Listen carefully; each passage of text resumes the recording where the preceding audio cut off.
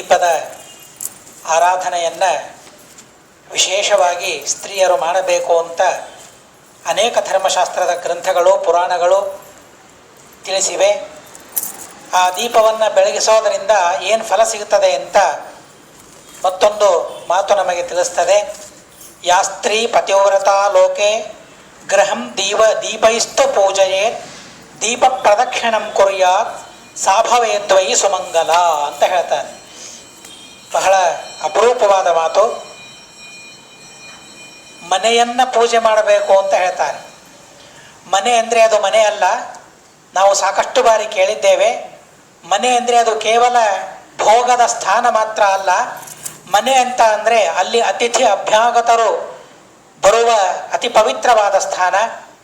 ಆ ಅತಿಥಿ ಅಭ್ಯಾಗತರ ರೂಪದಲ್ಲಿ ಪರಮಾತ್ಮನೇ ಮನೆಯ ಒಳಗೆ ಬರ್ತಾನೆ ಅಂತ ಅನೇಕ ಧರ್ಮಶಾಸ್ತ್ರಗಳು ಹೇಳಿವೆ. ಸ್ವಯಂ ನಮ್ಮಲ್ಲಿಯಂತೂ ಭಗವಂತನ ಸನ್ನಿಧಾನ ಪ್ರತಿಯೊಬ್ಬ ಜೀವರಾಶಿಗಳಲ್ಲಿ ಪರಮಾತ್ಮನ ಸನ್ನಿಧಾನ ಇದ್ದೇ ಇರ್ತದೆ ಅನ್ನೋದಕ್ಕಾಗಿ ಮನೆಯನ್ನು ಸಾಮಾನ್ಯ ಮನೆ ಅಂತ ಕಾಣದೆ ಮನೆ ಅದೊಂದು ದೇವಾಲಯವಂತೆ ಮನೆಯನ್ನು ಕಾಣಬೇಕು ಅನ್ನೋದಕ್ಕಾಗಿ ಮನೆಯ ಪೂಜೆಯನ್ನು ಮಾಡಬೇಕು ಅಂತ ಹೇಳ್ತಾರೆ. ಪ್ರತಿಮೆನೂ ಹಾಗೇನೆ. ಪ್ರತಿಮೆ ಅಂದರೆ ಅದು ಒಂದು ಮನೆ ಅಷ್ಟೇ. ಯಾರ ಮನೆ? ದೇವರ ಮನೆ. ಪ್ರತಿಮೆ ಅಂದರೆ ಆ ಪ್ರತಿಮೆಯಲ್ಲಿ ದೇವರಿರ್ತಾನೆ ಅನ್ನೋದಕ್ಕಾಗಿ ತಾನೇ ಪ್ರತಿಮೆಯ ಪೂಜೆ. ಪ್ರತಿಮೆಯನ್ನೇ ದೇವರು ಅಂತ ನಾವು ಪೂಜೆ ಮಾಡೋದೇ ಇಲ್ಲ. ಪ್ರತಿಮೆಯಲ್ಲಿ ದೇವರಿದ್ದಾನೆ. ಪ್ರತಿಮೆಯಲ್ಲಿ ದೇವರಿದ್ದಾನೆ ಅಂದರೆ ಪ್ರತಿಮೆ ಇದೇನಾಯಿತು? ದೇವರಿಗೆ ಮನೆ ಆದ ಹಾಗೆ ಆಯಿತು. ಹಾಗೆ ಈ ಮನೆಯಲ್ಲಿ ದೇವರಿರ್ತಾನೆ ಅಂತಾದರೆ ಈ ಮನೆಯೂ ಸಹ ಒಂದು ಭಗವಂತನ ಪ್ರತೀಕವೇ ಅನ್ನೋದಕ್ಕಾಗಿಯೇ ಆ ಮನೆಗೆ ಶಂಖಚಕ್ರಗಳನ್ನು ಹಾಕಬೇಕು ಅಂತ ಹೇಳ್ತಾರೆ. ಇಲ್ಲೇ ಮುಂದೆ ಅದನ್ನು ಬಹಳ ವಿಸ್ತಾರವಾಗಿ ತಿಳಿಸ್ತಾರೆ. ಮನೆಗೆ ಮಾತ್ರ ಅಲ್ಲ, ಮನೆಯಲ್ಲಿರೋ ಪ್ರತಿಯೊಂದು ಪಾತ್ರೆಗಳಿಗೂ ಶಂಖಚಕ್ರಗಳನ್ನು ಹಾಕಬೇಕು ಅಂತ ಹೇಳ್ತಾರೆ. ಯಾವುದನ್ನೇ ನೋಡಿದರೂ ಇದು ನನ್ನದು ಅಂತನ್ನೋ ಭಾವನೆ ಬರಬಾರ್ದು, ಇದು ದೇವರದ್ದು ಅಂತನ್ನೋ ಭಾವನೆ ಬರಬೇಕು ಅನ್ನೋದಕ್ಕಾಗಿ ಶಂಖಚಕ್ರಗಳ ಅಂಕನವನ್ನು ಪ್ರತಿಯೊಂದು ಪದಾರ್ಥಕ್ಕೂ ಮಾಡಬೇಕು ಅಂತನ್ನೋದನ್ನು ಶಾಸ್ತ್ರದಲ್ಲಿ ನಮಗೆ ತಿಳಿಸ್ತಾರೆ. ಹಾಗೆ ಪ್ರಕೃತ ಗೃಹಂ ಪೂಜೆಯೇತ್ ಅಂತ ಹೇಳ್ತಾರೆ. ಮನೆಯ ಪೂಜೆಯನ್ನು ಮಾಡಬೇಕಂತೆ. ಹೇಗೆ ಅಂತ ಅಂದರೆ ದೀಪ ಇಷ್ಟು ಪೂಜೆಯೇ, ದೀಪಗಳನ್ನು ಮನೆಯಲ್ಲಿ ಹಚ್ಚಿ ಆ ಮನೆಯ ಪೂಜೆಯನ್ನು ಮಾಡಬೇಕು. ಮನೆಗೆ ಪೂಜೆ ಅಂದರೆ ಪ್ರತ್ಯೇಕ ಅಭಿಷೇಕ ಅರ್ಚನೆ ಇತ್ಯಾದಿಗಳೇನು ಸಾಧ್ಯವಿಲ್ಲ. ಅದು ಒಂದೊಂದಕ್ಕೆ ಒಂದೊಂದು ತರಹದ ಪೂಜೆಯನ್ನು ಹೇಳಿದ್ದಾರೆ.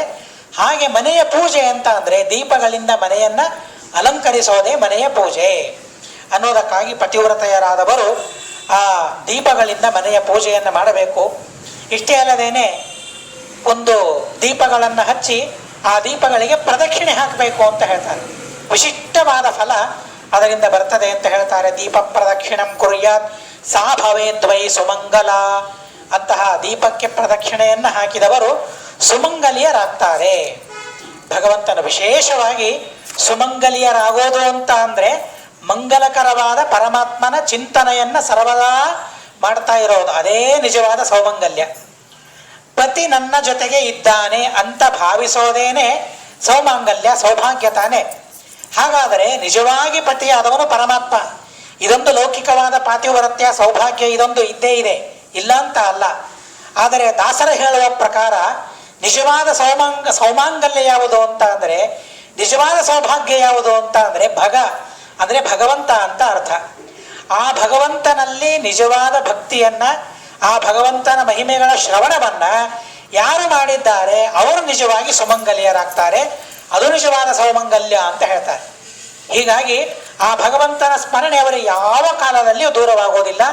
ಆ ತರಹದ ಸೌಮಂಗಲ್ಯವನ್ನು ಅವರು ಪಡಿತಾರೆ. ಇದು ದೀಪಗಳಿಂದ ಭಗವಂತನ ಆರಾಧನೆ ಮತ್ತು ದೀಪಗಳ ಪ್ರದಕ್ಷಿಣೆ ಮಾಡೋದರಿಂದ ಈ ರೀತಿಯಾದ ಫಲ ಸಿಗುತ್ತದೆ ಅಂತ ಹೇಳ್ತಾರೆ. ದೀಪ ಪ್ರದಕ್ಷಿಣೆ ಇದು ಎರಡು ತರಹ ಮಾಡಬಹುದು. ದೀಪವನ್ನು ಇಟ್ಟು ಆ ದೀಪಕ್ಕೇನೆ ಸುತ್ತ ಪ್ರದಕ್ಷಿಣೆ ಹಾಕ್ತಾ ಇರೋದು. ಯಾಕೆಂದರೆ ಅದು ಒಂದು ಅಗ್ನಿ, ಒಂದು ಭಗವಂತನ ಪ್ರತೀಕ ಅಂತ ಹೇಳಿದ್ದಾರೆ. ದೀಪ ಅಂದರೆ ಬರೀ ಪ್ರಣತಿ ದೀಪ ಅಲ್ಲ. ದೀಪ ಅಂದರೆ ಯಾವುದಕ್ಕೆ ಪ್ರಕಾಶ ಇದೆ ಅಲ್ಲ ಅದನ್ನು ದೀಪ ಅಂತ ಕರೀತಾರೆ. ಹಾಗಾದರೆ ಪ್ರಣತಿಗೆ ಪ್ರಕಾಶ ಇಲ್ಲ, ಅಲ್ಲಿಯ ಜ್ವಾಲೆ ಏನಿದೆಯಲ್ಲ ಅದರಲ್ಲಿ ಪ್ರಕಾಶ ಇದೆ ಅನ್ನೋದಕ್ಕಾಗದು ಅಗ್ನಿ. ಅದು ಅಗ್ನಿಯಲ್ಲಿ ಪ್ರಕಾಶ ಇದೆ.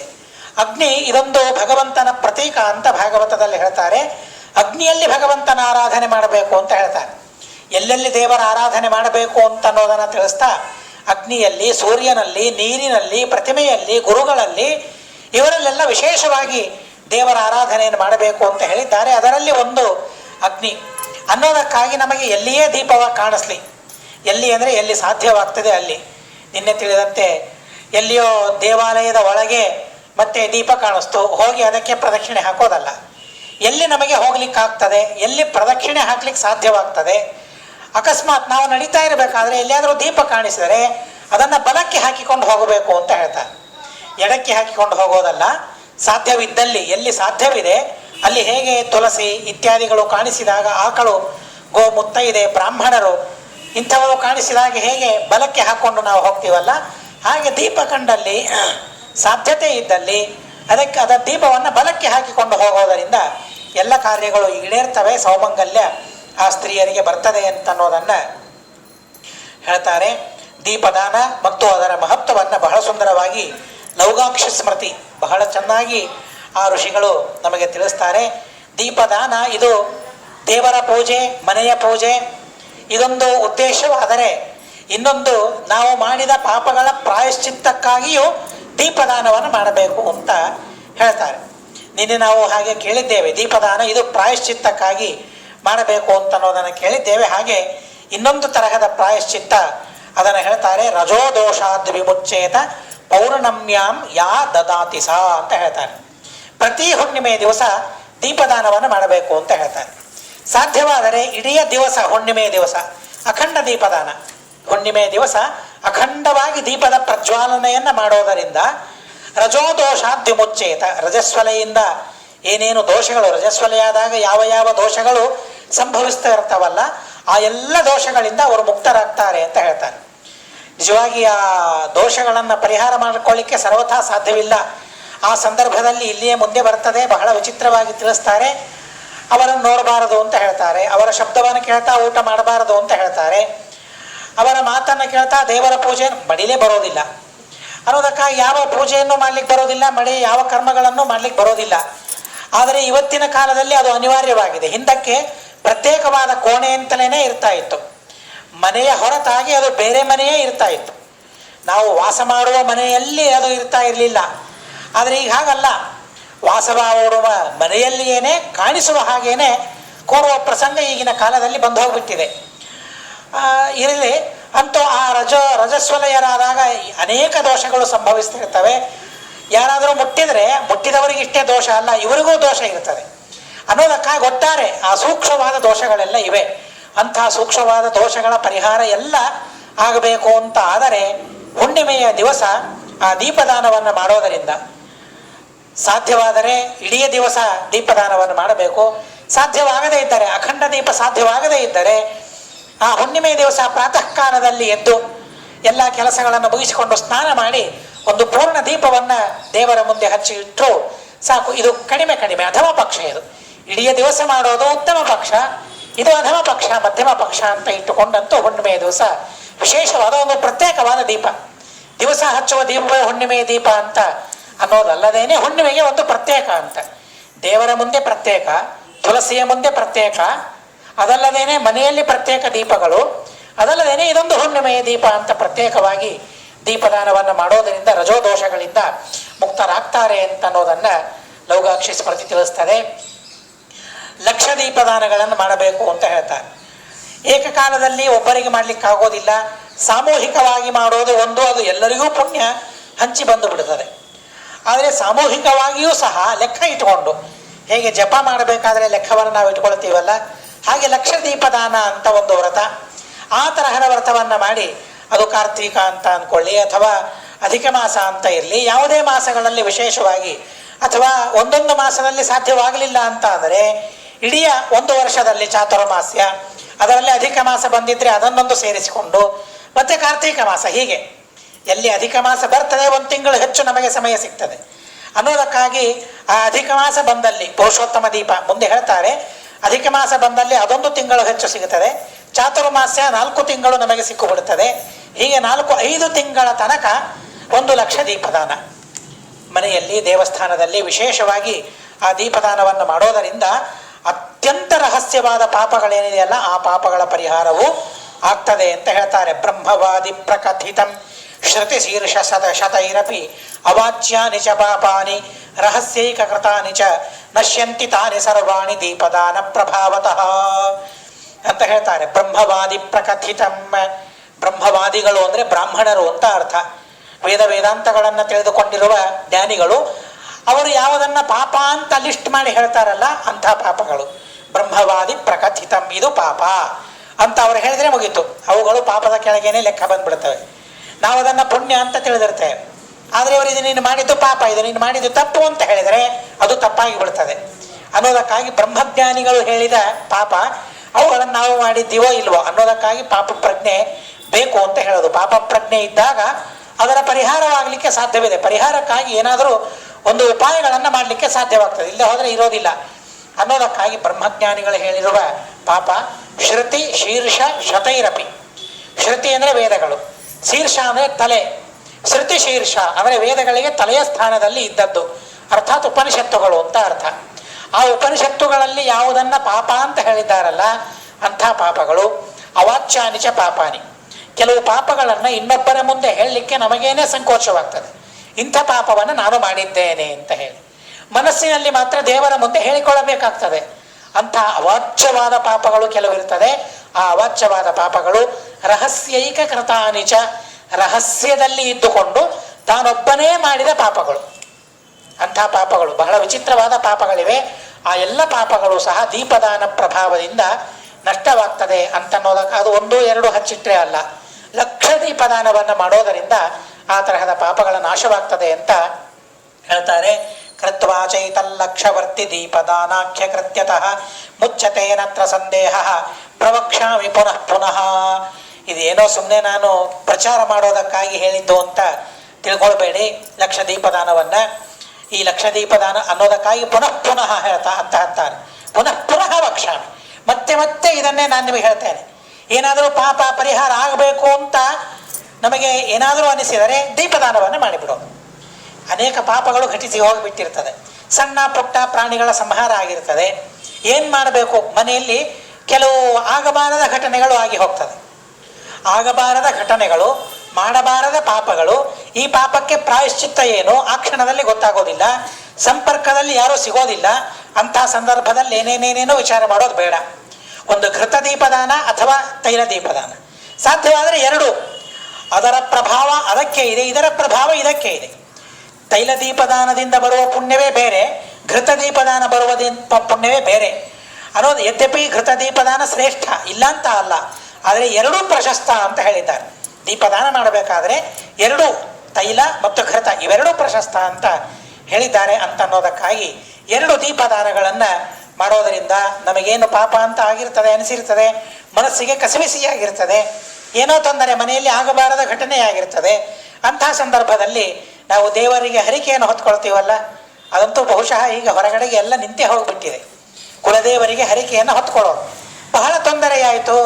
ಯಾರಿಗಾದರೂ ಏನಾದರೂ ಅಂತ ಅಂದರೆ ಆಗಿಂದಾಗಲೇ ನಮ್ಮ ಕೈಗೆ ಎಷ್ಟು ದೊರಕ್ತದೆ ಅಷ್ಟು ದಕ್ಷಿಣೆಯನ್ನು ಮತ್ತೆ ದೇವರ ಮುಂದೆ ಇಟ್ಟು ಹರಿಕೆಯನ್ನು ಹೊತ್ತುಕೊಳ್ಳೋದು. ಹೀಗೆ ಹರಿಕೆಯನ್ನು ಹೊತ್ತುಕೊಳ್ಳೋದು ಜೊತೆಗೆ ದೀಪದಾನವನ್ನು ಮಾಡೋದು. ಆ ತರಹದ ಪಾಪಗಳ ಪ್ರಶಮನಕ್ಕಾಗಿ ಮತ್ತೆ ಕಸಿವಿಸಿ ಅಸಮಾಧಾನ ದೂರವಾಗುವುದಕ್ಕಾಗಿ ದೇವರ ಮುಂದೆ ದೀಪ ಪ್ರದಾನ ಮಾಡೋದರಿಂದ ಪಾಪಗಳ ಪರಿಹಾರ ಆಗ್ತದೆ ಅಂತ ಹೇಳ್ತಾರೆ. ಪುನಃ ಪುನಃ ಪ್ರವಕ್ಷಾಮಿ.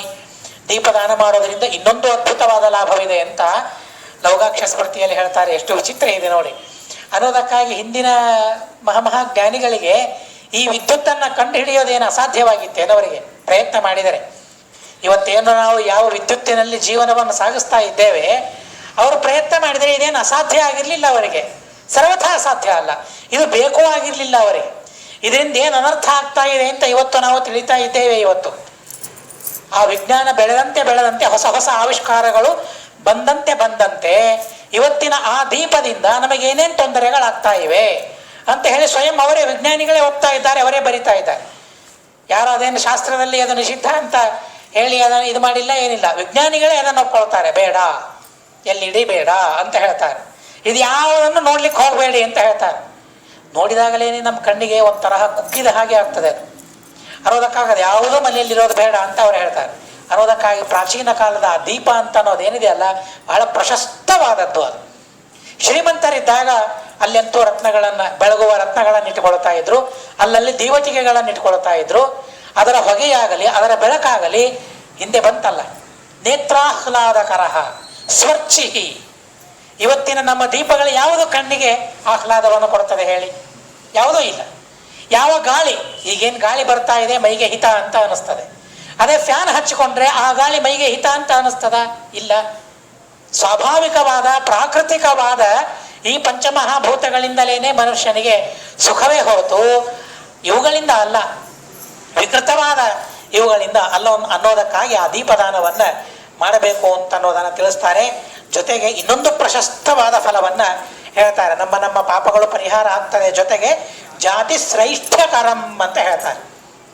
ದೇವರ ಮುಂದೆ ಪ್ರತಿನಿತ್ಯ ದೀಪದಾನ ಮಾಡೋದರಿಂದ ಮುಂದಿನ ಜನ್ಮದಲ್ಲಿ, ಈಗ ಅವರು ಶೂದ್ರರಾಗಿದ್ದರೆ ಮುಂದಿನ ಜನ್ಮದಲ್ಲಿ ವೈಶ್ಯರಾಗ್ತಾರೆ. ಈಗ ವೈಶ್ಯರಾಗಿದ್ದರೆ ದೀಪದಾನದ ಪ್ರಭಾವದಿಂದ ಕ್ಷತ್ರಿಯರಾಗ್ತಾರೆ. ಈಗ ಕ್ಷತ್ರಿಯರಾಗಿದ್ದರೆ ಮುಂದಿನ ಜನ್ಮದಲ್ಲಿ ಬ್ರಾಹ್ಮಣರಾಗ್ತಾರೆ. ಹೇಳಲಿಕ್ಕೆ ಬರೋದಿಲ್ಲ. ಈ ಜನ್ಮದಲ್ಲಿ ಚಂಡಾಲನಾಗಿದ್ದರೂ ಸಹ ಬಹಳ ಭಕ್ತಿಯಿಂದ ದೇವರಿಗೆ ದೀಪದಾನವನ್ನು ಮಾಡಿದರೆ ಮುಂದಿನ ಜನ್ಮದಲ್ಲಿಯೇನೇ ಅವನು ಬ್ರಾಹ್ಮಣನಾಗ್ಬೋದು. ಅಂಥ ಅದ್ಭುತವಾದ ಮಹಿಮೆ ದೀಪದಾನಕ್ಕೆ ಇದೆ ಅಂತ ಹೇಳ್ತಾರೆ. ಯಾಕೆ ದೀಪದಾನವನ್ನು ಮಾಡಬಾರದು? ಏನು ಬಹಳ ಖರ್ಚಾಗೋದೇನಿದೆ? ಬ್ರಾಹ್ಮಣ್ಯ ಬರೋದು ಎಷ್ಟು ಕಷ್ಟ ಅಂತ ನಾವು ಶಾಸ್ತ್ರಗಳಲ್ಲಿ ಕೇಳ್ತೇವೆ. ಇಂಥ ಕಷ್ಟಕರವಾದ ಅಸಾಧ್ಯವಾದ ಬ್ರಾಹ್ಮಣ ದೇಹ ಪ್ರತಿನಿತ್ಯ ದೇವರಿಗೆ ತುಳಸಿಯ ಮುಂದೆ ದೀಪದಾನವನ್ನು ಮಾಡೋದರಿಂದ ಇಂಥ ಬ್ರಾಹ್ಮಣ ದೇಹ ಸಿಗುತ್ತದೆ ಅಂತ ಅಂದರೆ ಯಾಕೆ ನಮ್ಮನ್ನು ನಾವು ವಂಚನೆ ಮಾಡಿಕೊಳ್ಳಬೇಕು? ಅವಶ್ಯವಾಗಿ ದೇವರ ಮುಂದೆ ದೀಪದಾನವನ್ನು ಮಾಡಲೇಬೇಕು ಅಂತ ಅನ್ನೋದನ್ನು ತಿಳಿಸ್ತಾರೆ. ಅದರಲ್ಲಿ ವಿಶೇಷವಾಗಿ ನವರಾತ್ರಿ ಅನೇಕ ಜನರ ಮನೆಯಲ್ಲಿ ದೀಪೋತ್ಸವಗಳು ನಡೀತಾನೆ ಇರ್ತದೆ. ಇನ್ನು ಶುರುವಾಯಿತು, ಇನ್ನು ನವರಾತ್ರಿ ಪ್ರಾರಂಭವಾಯಿತು ಅಂತ ಅಂದರೆ ದೀಪೋತ್ಸವಗಳು ಸಮಗ್ರ ಕಾರ್ತೀಕ ಮುಗಿಯುವ ತನಕ ವಿಶೇಷವಾಗಿ ಪರಮಾತ್ಮನ ಪ್ರೀತ್ಯರ್ಥ ದೀಪದಾನವನ್ನು ಮಾಡ್ತಾನೆ ಇರಬೇಕು ಅಂತ ಹೇಳ್ತಾರೆ. ಒಂದರ್ಥದಲ್ಲಿ ಮನೆಯಲ್ಲಿ ಎಲ್ಲಿ ನೋಡ್ತೀವಿ ಅಲ್ಲಿ ದೀಪಗಳು ಕಾಣಿಸ್ಬೇಕು. ಎಲ್ಲೇ ನಾವು ಮಲಗಿಲೆ ಕೋಣೆಗೆ ಹೋದರೂ ದೀಪ ಕಾಣಿಸ್ಬೇಕು. ದೇವರ ಮನೆಗೆ ಹೋದಾಗಂತೂ ಸಾಲುಗಳು ಕಾಣಿಸ್ಬೇಕು, ದೀಪದ ಸಾಲುಗಳು. ಎಲ್ಲೇ ಯಾವುದೇ ಕೋಣೆಗಳಲ್ಲಿ ಹೋಗಲಿ ದೀಪಗಳು ಕಾಣಿಸ್ಬೇಕು. ಆ ರೀತಿಯಾಗಿ ದೀಪದಾನವನ್ನು, ಮನೆ ಹೊರಗೆ ಅಲ್ಲಿಯೂ ದೀಪಗಳು. ಈ ರೀತಿಯಾಗಿ ದೀಪದಾನವನ್ನು ಮಾಡೋದರಿಂದ ಜಾತಿ ಶ್ರೈಷ್ಠ್ಯಕರಂ, ಶ್ರೇಷ್ಠವಾದ ಜಾತಿ ಅವರಿಗೆ ಮುಂದಿನ ಜನ್ಮದಲ್ಲಿ ಬರ್ತದೆ ಅಂತ ಹೇಳ್ತಾರೆ. ಜೊತೆಗೆ ಸರ್ವಸ್ವದಾನವನ್ನು ಮಾಡಬೇಕು ಅಂತ ಹೇಳಿದ್ದಾರೆ. ಬ್ರಾಹ್ಮಣರಾದವರು ಅಂತ ಅಲ್ಲ, ಯಾರೇ ಇರಲಿ ಸರ್ವಸ್ವದಾನವನ್ನು ಮಾಡಬೇಕು. ಸರ್ವಸ್ವ ಅಂದರೆ ಇರಬೇಕಲ್ರಿ ನಮ್ಮ ಹತ್ರ ಅಂತ ಅನ್ನೋ ಹಾಗಿಲ್ಲ. ಏನಿದೆ ಅಲ್ಲ ಅದನ್ನೆಲ್ಲ ದಾನ ಮಾಡಬೇಕು ಅಂತ ಹೇಳಿದ್ದಾರೆ. ರಘು ಮಹಾರಾಜ ಮಾಡಿದ್ದ ಅಂತ ಅನ್ನೋ ಕಥೆಯನ್ನು ನೀವು ಒಂದೆರಡು ಬಾರಿ ಕೇಳಿದ್ದೀರಿ, ನಾನೇ ಹೇಳಿದ್ದೇನೆ. ಆ ರಘು ಮಹಾರಾಜ ಸರ್ವಸ್ವ ದಾನವನ್ನು ಮಾಡ್ತಾನೆ. ಪಾಂಡವರು ಮಾಡಿದ್ದಾರೆ. ಶ್ರೀಮದಾಚಾರ್ಯರು ತಾತ್ಪರ್ಯದಲ್ಲಿ ಬಹಳ ಸುಂದರವಾಗಿ ಹೇಳ್ತಾರೆ. ಮಾಂಗಲ್ಯ ಮಾತ್ರಂ ದಯಿತಾ ಶರೀರೆ. ದ್ರೌಪದಿ ಮತ್ತು ತಮ್ಮ ತಮ್ಮ ಬೇರೆ ಬೇರೆ ಹೆಂಡತಿಯರೇನಿದ್ರಲ್ಲ ಅವರ ಕೊರಳಿನಲ್ಲಿಯ ಮಾಂಗಲ್ಯದ ಹೊರತಾಗಿ ಉಳಿದ ಎಲ್ಲವನ್ನೂ ದಾನ ಮಾಡಿಬಿಟ್ಟಿದ್ರಂತೆ ಪಾಂಡವರು. ಶ್ರೀಮದಾಚಾರ್ಯ ಅದನ್ನು ಉಲ್ಲೇಖ ಮಾಡ್ತಾರೆ. ಹೆಂಡತಿಯ ಕೊರಳಲ್ಲಿ ಮಾಂಗಲ್ಯ ಮಾತ್ರ ಇತ್ತು ಅಂತ ಹೇಳ್ತಾರೆ. ಬೇರೆ ಎಲ್ಲವನ್ನೂ ದಾನ ಮಾಡಿಬಿಟ್ರು ಬ್ರಾಹ್ಮಣರಿಗೆ. ಎಲ್ಲ ಪೃಥ್ವಿಯನ್ನು ದಾನ ಮಾಡಿಬಿಟ್ರು. ಪಾಪ ಬ್ರಾಹ್ಮಣರಂದ್ರು, ಈ ಪೃಥ್ವಿ ನಮಗೆ ದಾನ ಮಾಡಿದ್ರಿ, ನಾವೇನು ಮಾಡೋಣ ಇದನ್ನು ತೆಗೆದುಕೊಂಡು, ನೀವು ಇದನ್ನು ಆಳಬೇಕು ಅಂತ ಹೇಳಿ ಮತ್ತೆ ಅವರಿಗೆ ತಿರುಗಿ ಕೊಡ್ತಾರಂತೆ. ನೋಡ್ರಿ, ಕೊಡೋದು ನಾವು ಕೊಟ್ಟು ಬಿಡಬೇಕು. ಆದರೆ ಬ್ರಾಹ್ಮಣರು ಸಹ ಯಾವುದನ್ನು ನಾವು ಪರಿಗ್ರಹಣ ಮಾಡಬಹುದು, ಯಾವುದನ್ನು ನಾವು ಸ್ವೀಕಾರ ಮಾಡಬಹುದು ಅದನ್ನು ತಿಳಿದು ಯಾವುದು ನಮಗೆ ಸ್ವೀಕಾರಕ್ಕೆ ಅರ್ಹ ಅಲ್ಲ ಮತ್ತೆ ಅವಶ್ಯವಾಗಿ ಅವರಿಗೆ ಕೊಡಬಹುದು. ಅದರಿಂದ ದತ್ತಾಪಹಾರ ಅಲ್ಲ, ಅದು ಅವರಿಗೆ ಆ ದೋಷ ಬರೋದಿಲ್ಲ. ಯಾಕೆ ಅಂದರೆ ಅದನ್ನು ನಾನು ತೆಗೆದುಕೊಂಡು ಏನು ಮಾಡಲಿ, ಬ್ರಾಹ್ಮಣರಂತ ನನಗೇನು ಬೇಡ ಈ ಭೂಮಿ ಅನ್ನೋದಕ್ಕಾಗಿ ಈ ಭೂಮಿಯನ್ನು ನೀವೇ ತೆಗೆದುಕೊಳ್ಳ್ರಿ ಅಂತ ಹೇಳಿ ಅವರಿಗೆ ಆಶೀರ್ವಾದ ರೂಪವಾಗಿ ಅದು ಕೊಟ್ಟು ಬಿಟ್ಟರೆ ಮುಗಿದೋಯ್ತದೆ. ಅವರಿಗೆ ತಿರುಗಿ ಕೊಟ್ಟ ಮೇಲೆ ದತ್ತಾಪಹಾರ ದೋಷ ಅಂತ ಸರ್ವಥಾ ಆಗೋದಿಲ್ಲ. ಅದು ಒಂದು ಎಚ್ಚರಿಕೆಯಲ್ಲಿ ಇಟ್ಕೊಳ್ಬೇಕು. ಕೆಲವು ಕಡೆಗೆ ಭಾರಿ ಆಗ್ರಹ, ಗೊತ್ತಿರೋದಿಲ್ಲ ಅನ್ನೋದಕ್ಕಾಗಿ ಆಗ್ರಹ ಮಾಡ್ತಾರೆ. ಬ್ರಾಹ್ಮಣರಿಗೆ ಕೊಟ್ಟ ಮೇಲೆ ಮುಗಿತವರು ಇಲ್ಲೇಬೇಕು ಅಂತ ಹಠ ಹಿಡಿದು ಬಿಡ್ತಾರೆ. ಇಲ್ಲ, ಅವರು ಕೊಟ್ಟು ಬಿಟ್ಟರೆ ಮುಗಿದೋಯ್ತು. ಅದನ್ನು ಮನೆಯಲ್ಲಿ ಇಟ್ಟುಕೊಂಡು ಅವರು ಕೊಟ್ಟ ಪ್ರಸಾದ ಅಂತ ಹೇಳಿ ಅದರ ಉಪಯೋಗವನ್ನು ಮನೆಯಲ್ಲಿ ಮಾಡ್ತಾ ಇರಬೇಕು. ಬ್ರಾಹ್ಮಣರ ಕೈಯಿಂದ ಬಂದಿದೆ, ಸ್ವಾಮಿಗಳ ಕೈಯಿಂದ ಬಂದಿದೆ ಅಂತ ಅನ್ನೋದಕ್ಕಾಗಿ ನಾವು ಅದನ್ನು ಜೋಪಾನವಾಗಿ ಇಟ್ಟುಕೊಳ್ತೀವಲ್ಲ, ಅಪರೂಪವಾದ ಪ್ರಸಂಗಗಳಲ್ಲಿ ಅದನ್ನು ನಾವು ಉಪಯೋಗಿಸ್ಕೊಳ್ತೀವಲ್ಲ, ಹಾಗೆ ಈ ಬ್ರಾಹ್ಮಣರ ಕೈಯಿಂದ ಬಂದದ್ದನ್ನು ಸಹ ಆ ರೀತಿಯಾಗಿ ಅಪರೂಪವಾದ ಪ್ರಸಂಗಗಳಲ್ಲಿ ಅದನ್ನು ಉಪಯೋಗಿಸಿಕೊಳ್ಳೋದಕ್ಕಾಗಿ ಇಟ್ಕೊಳ್ಬೇಕು ಅಂತ ಹೇಳ್ತಾರೆ. ಭೂಮಿಯನ್ನು ದಾನ ಮಾಡಿದಂತೆ ರಘು ಮಹಾರಾಜ ಸರ್ವಸ್ವ ದಾನ ಮಾಡ್ತಾರಂತೆ. ಕೌತ್ಸ ಅಂತ ಒಬ್ಬ ಋಷಿ, ವರತಂತು ಋಷಿಗಳ ಶಿಷ್ಯ. ಪಾಪ ಗುರುಗಳಿಗೆ ಕೇಳ್ತಾನೆ, ಓದಿದ್ದೇನೆ, ನಿಮಗೇನು ಬೇಕು ಕೇಳ್ರಿ ಕೊಡ್ತೇನೆ ಅಂತ. ಒಂದ್ಸಲ ಕೇಳಿದ, ಏನಪ್ಪ ಅಧ್ಯಯನ ಮಾಡಿದ್ದು ಇಷ್ಟು 14 ಶಾಸ್ತ್ರಗಳನ್ನು ವಿದ್ಯೆಗಳನ್ನು ಅಧ್ಯಯನ ಮಾಡಿದ್ದು, ಇದಕ್ಕಿಂತಲೂ ಹೆಚ್ಚು ಏನು ಬೇಕು, ನನಗೇನೂ ಬೇಡ ಅಂತ ಹೇಳ್ತಾನೆ. ಬಹಳ ಆಗ್ರಹ ಮಾಡ್ತಾನೆ. ಅತಿಯಾದ ಆಗ್ರಹ ಏನಿದೆಯಲ್ಲ ಅದು ಒಂತರಹದ ದೋಷವೇ. ಅತಿ ಆಗ್ರಹ ಮಾಡಿದಾಗ, ನನ್ನ ಹತ್ರ 14 ವಿದ್ಯೆಗಳನ್ನು ಓದಿದ್ದೀಯಲ್ಲ, 14 ಕೋಟಿ ನಾಣ್ಯಗಳನ್ನು ತಂದು ಕೊಡು ಅಂತ ಹೇಳ್ತಾರೆ. ನಾಣ್ಯ ಅಂದರೆ ಇವತ್ತಿನ ಹಾಗೆ ಕಬ್ಬಿಣದ್ದಲ್ಲ. ಆ ನಾಣ್ಯ ನಿಜವಾಗಿ ಅದನ್ನು ತಿಳ್ಕೊಂಡಿರ್ಬೇಕು. ಬಹುಶಃ ನಾನು ಹೇಳಿರ್ಬೋದಿಲ್ಲ ಅಂತ ಅಲ್ಲ. ಶ್ರಾದ್ದದಲ್ಲಿ ನಾವು ಹಣವನ್ನು ಬಳಸ್ತೇವೆ, ದ್ರವ್ಯವನ್ನು ಬಳಸ್ತೇವೆ. ಆ ಪಾತ್ರೆಯಲ್ಲಿ ಹಾಕಬೇಕಾದ್ರೆ ಆ ನಾಣ್ಯವನ್ನು ಹಾಕಬಾರ್ದು. ಅದು ಅಯುಕ್ತವಾದ ಅನರ್ಹವಾದ ಪದಾರ್ಥ. ಅದು ನಾವೇನೋ ವ್ಯವಹಾರಕ್ಕಾಗಿ ಅದನ್ನು ಲೋಕದಲ್ಲಿ ಬಳಸ್ತಾ ಇದ್ದೇವೆ ಅಷ್ಟೇ ಹೊರತು ಅದನ್ನು ನೀರಿನಲ್ಲಿ ಕಲಶದಲ್ಲಿ ಹಾಕಲಿಕ್ಕೆ ಅದು ಅರ್ಹ ಅಲ್ಲ ಅನ್ನೋದಕ್ಕಾಗಿ ಅನೇಕ ಜನ ಆ ಕಲಶದಲ್ಲಿ ಹಾಕೋದಕ್ಕಾಗಿ ಸಣ್ಣ ಸಣ್ಣ ರಜತ ನಾಣ್ಯಗಳನ್ನು ಮಾಡಿಸಿ ಇಟ್ಟುಕೊಂಡಿರ್ತಾರೆ. ಅದನ್ನು ಉಪಯೋಗಿಸ್ಬೋದು. ಇದನ್ನು ಹಾಕೋದಾದರೆ ದೂರದಲ್ಲಿಡೋದು, ಕಲಶದಲ್ಲಿ ಹಾಕಬಾರ್ದು.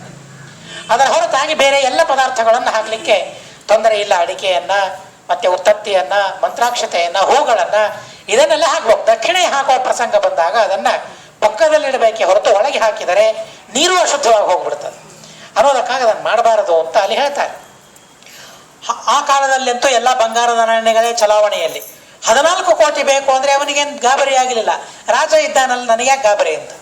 ರಘುಮಹಾರಾಜನ ಹತ್ರ ಹೋದರೆ ನಮ್ಮ ಮನೆಗೆ ಋಷಿಗಳು ಬಂದಿದ್ದಾರೆ, ಅವರ ಆರಾಧನೆ ಪೂಜೆ ಮಾಡಬೇಕು ಅಂತ ಹೇಳಿ, ಪಾದಪೂಜೆಯನ್ನು ಮಾಡಬೇಕು ಅಂತ ಹೇಳಿ ತಟ್ಟೆಯನ್ನು ತರ್ತಾನಂತೆ. ಕೌತ್ಸ ನೋಡ್ತಾನೆ. ಯಾವ ತಟ್ಟೆ ಗೊತ್ತಾ? ಅದು ಮಣ್ಣಿನ ತಟ್ಟೆ. ಮಣ್ಣಿನ ತಟ್ಟೆಯಲ್ಲಿ, ಮಣ್ಣಿನ ಬಟ್ಟಲುಗಳಲ್ಲಿ, ಮಣ್ಣಿನ ಪಾತ್ರೆಯಲ್ಲಿ ಆ ಪಾದಪೂಜೆ ಮಾಡೋದಕ್ಕಾಗಿ ಮಣ್ಣಿನ ಕಲಶ. ಅವರ ಮನೆಯಲ್ಲಿ ಬೆಳ್ಳಿಯ ಕಲಶವೂ ಇಲ್ಲ. ರಘುರಾಜನ ಆಸ್ಥಾನದಲ್ಲಿ ಬೆಳ್ಳಿ ಇಲ್ಲ, ಬಂಗಾರ ಎಲ್ಲೆಲ್ಲೇನೂ ದಾನ ಮಾಡಿದ್ದಂತೆ. ಇಂಥ ಸರ್ವಸ್ವ ದಾನ ಮಾಡಿದ ಮಹಾನುಭಾವರಿದ್ದಾರೆ. ದಾನ ಮಾಡಿದ ಮೇಲೆ ಇವನೇನಂತಾನೆ ಬ್ರಾಹ್ಮಣ ಪಾಪ ಬಂದವನು, ಏನಿಲ್ಲ ಸುಮ್ಮನೆ ಹೀಗೆ ಯೋಗಕ್ಷೇಮ ನೋಡ್ಕೊಂಡು ಹೋಗ್ಲಿಕ್ಕೆ ಬಂದಿದ್ದೇನೆ ಅಂತ ಅಂತಾನೆ. ಇಲ್ಲ, ಬೇಡ, ಹೇಳಬೇಕು ಅಂದಾಗ ನಿಜವಾದ ವೃತ್ತಾಂತವನ್ನು ಹೇಳ್ತಾನೆ. ಆಗಿದ್ದಾಗಲೇ ರಾತ್ರೋರಾತ್ರಿ ಕುಬೇರ ಅವರ ಆಸ್ಥಾನದಲ್ಲಿ ರಘುಮಹಾರಾಜನ ಮನೆಯಲ್ಲಿ ಸುವರ್ಣವೃಷ್ಟಿಯನ್ನು ಮಾಡ್ತಾನಂತೆ. ಆ ಕಥೆಯನ್ನು ಹೇಳ್ತಾರೆ. ಇಲ್ಲಿ ಅಂತೂ ಸರ್ವಸ್ವದಾನವನ್ನು ಮಾಡಿದ ಮಹಾನುಭಾವರು ಅನೇಕರಿದ್ದಾರೆ. ನಮ್ಮ ಮನೆಯಲ್ಲಿ ಏನಿದೆ ಅದೆಲ್ಲ ದಾನ ಮಾಡಿಬಿಡೋದು. ಏನೂ ಇಲ್ಲ ಅಂತ ಅನ್ನೋ ಹಾಗಿಲ್ಲ. ಇದೇ ಅಲ್ಲ, ನಮಗೆ ಬೇಕಾದದ್ದು ಏನೋ ಅಷ್ಟನ್ನು ಬಿಟ್ಟರೆ ಏನು ಬೇಕಾದದ್ದು ನಿಜವಾಗಿ ಮಾಂಗಲ್ಯ ಮಾತ್ರಂ ದೈತಾ ಶರೀರೆ, ಅದರ ಹೊರತಾಗಿ ಉಳಿದದ್ದೆಲ್ಲವೂ ಅನುಪಯುಕ್ತ ಅಂತ ಪಾಂಡವರು ತಿಳಿಸಿಬಿಟ್ಟಿದ್ದಾರೆ ಅನ್ನೋದಕ್ಕಾಗಿ ಸರ್ವಸ್ವದಾನವನ್ನು ಮಾಡಿಬಿಡಬೇಕು. ಆದರೆ ಮನಸ್ಸು ಒಪ್ಪೋದಿಲ್ಲ ಸರ್ವಸ್ವದಾನವನ್ನು ಮಾಡೋದಕ್ಕಾಗಿ. ಅದರ ಫಲವಾದರೂ ಬೇಕು ಅನ್ನೋದಕ್ಕಾಗಿ ಪ್ರತಿನಿಧಿಯಾದ ಬೇರೆ ಬೇರೆ ಕರ್ಮಗಳು ಇವೆ. ಅದರಲ್ಲಿ ಒಂದು ಯಾವುದು ಅಂತಂದರೆ ದೀಪದಾನ ಅಂತ ಹೇಳ್ತಾರೆ.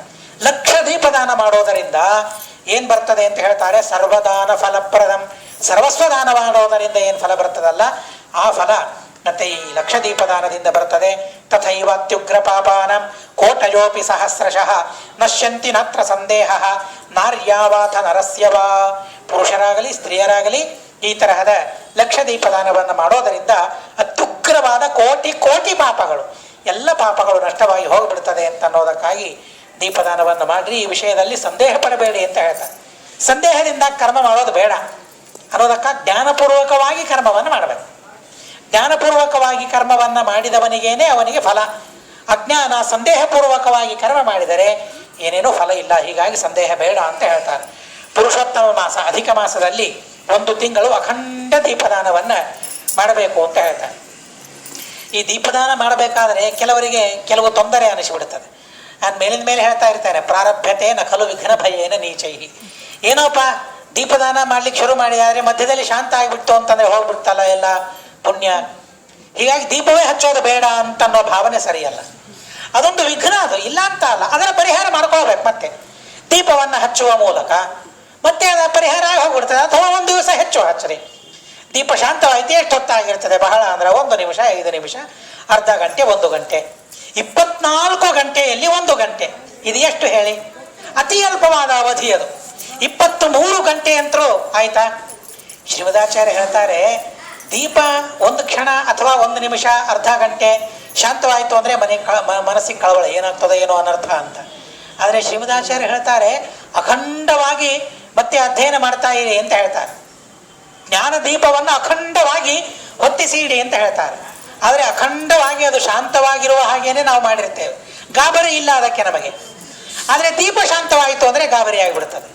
ದೈಹಿಕವಾಗಿ ಏನೂ ಅನರ್ಥವಾಗಬಾರದು ಅಂತ ಮನಸ್ಸಿಗೆ ಇರ್ತದೆ ಅನ್ನೋದಕ್ಕಾಗಿ ಹಾಗೆ. ಆದರೆ ಅಧ್ಯಯನ ಇಲ್ಲ, ಏನಿಲ್ಲ. ಈ ದೀಪದಾನಕ್ಕಿಂತಲೂ ಅದು ಬಹಳ ದೊಡ್ಡದು. ಸತ್ಯಧ್ಯಾನರು ಹೇಳ್ತಾ ಇದ್ರಂತೆ, ನೀವೆಲ್ಲ ಬೇಕಾದಷ್ಟು ಸಲ ಕಥೆಯನ್ನು ಕೇಳಿದ್ದೀರಿ, ಸ್ಮರಣೆ ಆದಾಗ ಬಿಡಬಾರದು ಅನ್ನೋದಕ್ಕಾಗಿ ಅವರ ಕಥೆ ಹೀಗೇನೆ. ನವರಾತ್ರಿಯ ಪ್ರಸಂಗ, ಉತ್ಸವ. ಸತ್ಯಧ್ಯಾನರು ಒಂದು ಕಡೆಗೆ ಪೂಜೆಗೆ ನಿಂತು ಬಿಟ್ಟಿದ್ದಾರೆ. ಪಾಪ ಯಜಮಾನ ದೀಪ ಮನೆಯಲ್ಲಿ ದೀಪಾರಾಧನೆ ಅಂತ ಅನ್ನೋದಕ್ಕಾಗಿ ಭಾರಿ ಭಾರಿ ತುಪ್ಪವನ್ನು ತರಿಸಿಟ್ಟು ಬಿಟ್ಟಿದ್ದಾನೆ ದೀಪಕ್ಕೆ ಬೇಕು ಅಂತ ಹೇಳಿ. ಊಟದ ಪ್ರಸಂಗ, ನೀವೆಲ್ಲ ಹಿರಿಯರ ಸ್ವಾಮಿಗಳನ್ನು ನೋಡಿಯೇ ಇರ್ತೀರಿ. ಇವತ್ತು ಸ್ವಾಮಿಗಳು ಬಡಿಸ್ಲಿಕ್ಕೆ ಬರ್ತಾ ಇಲ್ಲ, ಅದರಿಂದ ಅವರಿಗೆ ತೊಂದರೆ ಆಗಬಾರ್ದು ಅನ್ನೋದಕ್ಕಾಗಿ, ತಿನ್ನುವವರಿಗೆ ತೊಂದರೆ ಆಗಬಾರ್ದು ಅಂತ ಅನ್ನೋದಕ್ಕಾಗಿ ಬಹಳ ಬಳಸ್ತಾ ಇಲ್ಲ. ಈಗಿನ ಕಾಲ ಬಹಳ ವ್ಯತ್ಯಾಸವಾಗಿ ಹೋಗ್ಬಿಟ್ಟಿದೆ. ಸ್ವಲ್ಪ ಹೆಚ್ಚು ತಿಂದರೆ ಕಡಿಮೆ ತಿಂದರೆ ಏನೋ ಒಂದು ತೊಂದರೆ ಆಗ್ತದೆ. ಹೇಗೆ ಎಷ್ಟು ಬೇಕೋ ಅಷ್ಟನ್ನು ಹಾಕ್ತಾರೆ. ಆದರೆ ಹಿಂದಿನ ಕಾಲ ಹಾಗಿರಲಿಲ್ಲ. ಎಷ್ಟು ತಿಂದರೂ ಜೀರ್ಣ ಮಾಡಿಕೊಳ್ಳುವ ಯೋಗ್ಯತೆ ಸಾಮರ್ಥ್ಯ ಇತ್ತು. ಆ ಸ್ವಾಮಿಗಳು ಬಂದರು ಅಂದರೆ ಆಯಿತು, ಹಿಡಿ ಹಾಕ್ಬೇಕು ಎಲ್ಲವನ್ನು. ಬಾಯಿ ತೆಗೆದು ವಾಟಕ ತಂಬಿಗೆ ತುಪ್ಪ ಹಾಕ್ಬೇಕಂತೆ, ಕುಡಿತಾ ಇದ್ರು. ಅದು ಗುರುಗಳ ಕರುಣೆ, ಶಿಷ್ಯರ ವಾತ್ಸಲ್ಯ, ಶಿಷ್ಯರು ಸ್ವೀಕಾರ ಮಾಡ್ತಾ ಇದ್ರು. ಇರಲಿ, ಅದೊಂದು ವಿಚಿತ್ರ. ಆಗಿನ ಕಾಲದಲ್ಲಿ ಆ ಯಜಮಾನ ಭಾರೀ ತುಪ್ಪ ಕೊಡ ತುಂಬಿ ತರಿಸಿಟ್ಟು ಬಿಟ್ಟಿದ್ದಂತೆ. ಎಂಥ ದೀಪಗಳನ್ನು ಹಾಕಿದ್ರೋ, ಎಷ್ಟು ದೀಪಗಳನ್ನು ಹಾಕಿದ್ರೋ ಯಜಮಾನ ಗೊತ್ತಿಲ್ಲ. ವಿಶೇಷವಾಗಿ ಮೂಲರಾಮಚಂದ್ರ ದೇವರ ಮನೆಯಲ್ಲಿ ಬಂದಿದ್ದಾರೆ, ದೀಪಾರಾಧನೆ ನಿತ್ಯ ಇರಬೇಕು ಅಂತ ಹೇಳಿ ತರಿಸಿದ್ದ. ಆದರೆ ಊಟ ಕೂಡೋ ಪ್ರಸಂಗ ಇಲ್ಲ, ಬ್ರಾಹ್ಮಣರು ತುಪ್ಪ ಇಲ್ಲ, ಏನೋ ಸ್ವಲ್ಪ ತುಪ್ಪ ತಂದು ಬಡಿಸ್ತಾ ಇದ್ದಾರೆ. ಸತ್ಯದೇಹ ನೋಡಿ, ಇದೇನು ತುಪ್ಪ ಅಂತ ಅಂದರು. ತೊಂಬರಿ ತುಪ್ಪ ಅಂತ. ಎಲ್ಲಿದೆ? ಎಲ್ಲೆಲ್ಲೆಲ್ಲೂ ತುಪ್ಪ ಇಲ್ಲ. ದೇವ್ರ ಮನೆಯಲ್ಲಿ ನೋಡಿ ಇರ್ತದೆ ತೊಂಬ ಅಂತ ಹೇಳಿದ್ರು. ದೇವ್ರ ಮನೆಗೆ ಹೋಗಿ ಕೊಡಗಳಿಟ್ಟಿದ್ರಂತೆ, ಎಲ್ಲ ಕೊಡ ತುಪ್ಪ ತಂದುಬಿಟ್ರಂತೆ, ಪೂರ್ಣ ಖಾಲಿಯಾಗಿ ಹೋಗ್ಬಿಟ್ಟಂತೆ. ಸತ್ಯಧ್ಯಾನರ ಮುಂದೆ ಕಂಪ್ಲೇಂಟ್ ಅಲ್ಲ, ಆದರೆ ಪ್ರಾರ್ಥನೆ ಮಾಡಿದ್ರಂತೆ, ಸ್ವಾಮಿ ಮತ್ತೆ ದೀಪಕ್ಕೆ ಅಂತ. ಬಹಳ ಗಾಬರಿಯಿಂದ ಮಾತಾಡಬೇಕು ಅವ್ರ ಮುಂದೆ, ಅಷ್ಟು ಸುಲಭವಾಗಿ ಮಾತಾಡೋ ಹಾಗಿಲ್ಲ. ಪೂರ್ಣ ಮಾತು ಬರ್ತಾ ಇರಲಿಲ್ಲ, ಅದು ಪೂರ್ಣವಾಗಿ ಮಾತು ಬರ್ತಾ ಇರಲಿಲ್ಲ. ಹೀಗಾಗಿ ಮತ್ತೆ ದೀಪಕ್ಕೆ ಅಂತಂದು ಕೂಡಲೇ ಅವೇನು ದೀಪನೋ, ದೀಪ ಅಲ್ಲ, ಇವು ನಿಜವಾಗಿ ದೀಪ. ಮುಂದೆ ತತ್ವಜ್ಞಾನವನ್ನು ಪ್ರಚಾರ ಮಾಡೋ ದೀಪಗಳಿವು, ಎಲ್ಲರಿಗೆ ನಿಜವಾದ ಪ್ರಕಾಶವನ್ನು ಕೊಡೋ ದೀಪಗಳಿವು. ಅವೇನು ದೀಪ? ಒಂದು ದಿವಸ ಹೋದರೆ ಏನಾಗ್ತದೆ, ಇದ್ರೆ ಏನಾಗ್ತದೆ, ಏನೂ ಆಗೋದಿಲ್ಲ. ಈ ದೀಪಗಳು ಬೆಳಗ್ತದಲ್ಲ, ಇದರಿಂದ ಭಾರಿ ಪುಣ್ಯ ನನಗೆ ಬರ್ತದೆ ಅಂತ ಸತ್ಯಧ್ಯಾನರು ಹೇಳ್ತಾ ಇದ್ರಂತೆ. ಅಷ್ಟು ಮಹತ್ವ ಜ್ಞಾನಕ್ಕೆ ಇದೆ ಅಂತ ತಿಳಿಸ್ತಾರೆ. ಹಾಗಾದರೆ ದಿನನಿತ್ಯದಲ್ಲಿ ನಾವು ಜ್ಞಾನ ದೀಪವನ್ನು ಹೊತ್ತಿಸೋದು ಎಷ್ಟೊತ್ತು, ಈ ದೀಪವನ್ನು ಹೊತ್ತಿಸೋದು ಎಷ್ಟೊತ್ತು? ಈ ದೀಪ ಒಂದು ಕ್ಷಣ ನಷ್ಟವಾದ ಕೂಡಲೇ ಮನಸ್ಸಿಗೆ ಕಳವಳವಾಗ್ತದೆ, ತೊಂದರೆ ಅನ್ನಿಸ್ತದೆ. ಆದರೆ ಆ ದೀಪ ಯಾವಾಗಲೂ ನಂದಿಯೇ ಇರ್ತದೆ, ಅದು ಬೆಳಗೋದೇ ಇಲ್ಲ. ಅದು ಹಚ್ಚಲಿಕ್ಕೆ ಶುರು ಮಾಡಿದರೆ ಹತ್ತೋದೇ ಇಲ್ಲ ಅದು.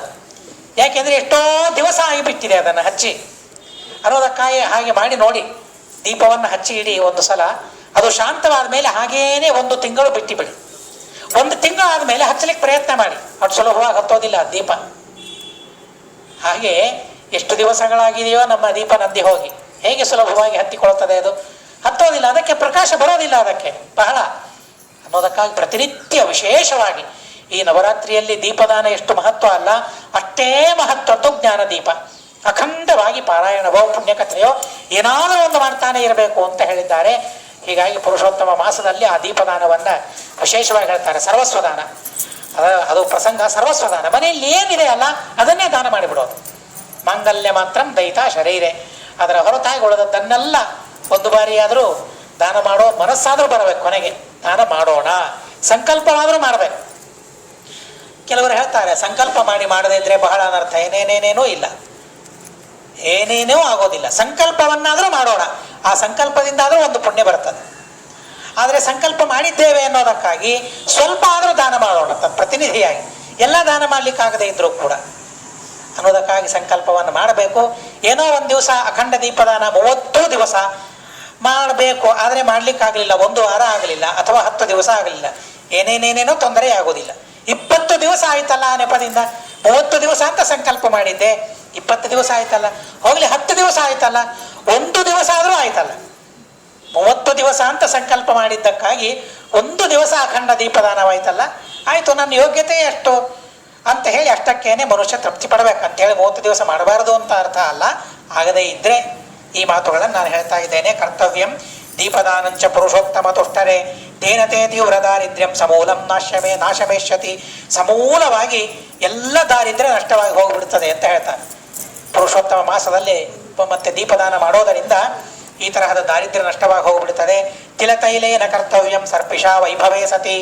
ತಿಲತೈಲ ಸ್ವಚ್ಛವಾಗಿ ಹೇಳ್ಬಿಡ್ತಾರೆ. ಬರೀ ತೈಲ ಅಂತ ಅಂದರೆ ನೀವು ಹೇಗೇಗೋ ಅರ್ಥ ಮಾಡಿಬಿಡ್ತೀರಿ. ತೈಲ ಅಂದರೆ ಎಣ್ಣೆ ಅಂತ ಇಷ್ಟೇ ಅರ್ಥ, ಎಳ್ಳೆಣ್ಣೆ ಅಂತ ಎಲ್ಲರ್ಥ ಇದೆ ಅಂತ ಹೇಳಿ ಆಗ್ರಹ ಮಾಡ್ತೀರಿ, ಅರ್ಥ ಮಾಡ್ತೀರಿ ಅನ್ನೋದಕ್ಕಾಗಿ ತಿಲ ತೈಲ ಅಂತ ಪ್ರತ್ಯೇಕವಾಗಿ ಹೇಳ್ತಾರೆ.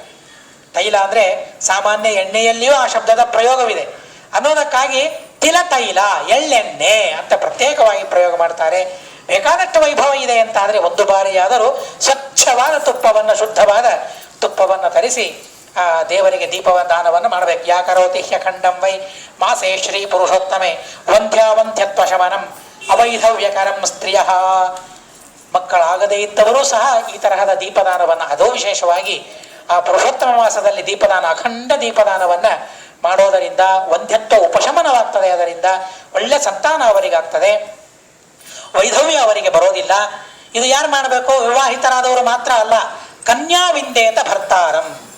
ಕನ್ಯೆಯಾಗಿ ಹುಟ್ಟಿದ್ದಾರೆ ಅಂತಂದ ಮೇಲೆ ವಿವಾಹವಾಗಲೇಬೇಕು, ವಿವಾಹ ಆಗೋದು ಕಡ್ಡಾಯ.